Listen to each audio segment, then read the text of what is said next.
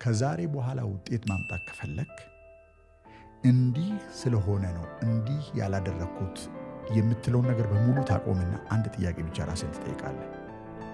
እንዴት ባደርግ ነው ይሄን ውጤት የማመጣው? እንዴት ባደርግ ነው ይሄን ራዕይ የማሳካው? እንዴት ባደርግ ነው ይሄን ቢዝነስ የምገነባው?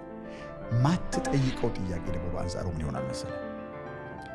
እንዲህ አይነት ቢዝነስ መገንባት ጀምሬ ነበር ወይም ለመገንባት ፈልጌ ነበር፣ እንዲህ አይነት ህይወት ለመጀመር ፈልጌ ነበር፣ ግን እንዲህ የለኝም፣ አላውቅም፣ ልምድ፣ እውቀት፣ ገንዘብ እያልን የምናሳብበው ነገር ሙሉ በሙሉ እናቆምና እንዴት አድርገን ልናሳካው እንደምንችል ያን የምናስበውን ነገር ብቻ ራሳችንን እንጠይቃለን።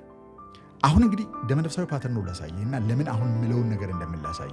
አንድ ሰው ላደርግ አልቻልኩም፣ የፈለግኩትን ነገር ላደርግ አልቻልኩም ለምን ቢባል እንደዚህ አይነት ምክንያት ስላለ ነው ስትል ምክንያቱ በመኖሩ ምክንያት አላደረግኩትም ብቻ አይደለም ወደፊትም አላደርገውም በዚህ ምክንያት ነው ያላደረግኩት ብለህ ለሌሎች ሰዎች ምክንያት እየሰጠ ነው።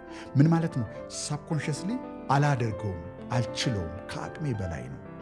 ስለዚህ በንግግር እያወራ ነው እንጂ በደመነፍስ የቆረጠ የተወሰነ ያለቀለት ውሳኔ ነው ማለት ነው። I am not going to do it።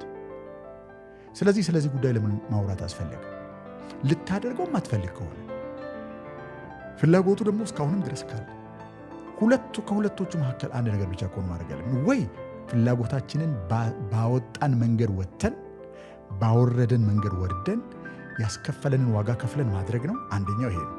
ሁለተኛው በቃ ይሄን ነገር አልችለውም ብሎ እርግፍ አድርጎ መተው ነው። ሁለቶቹ መካከል ምንም ነገር የለም።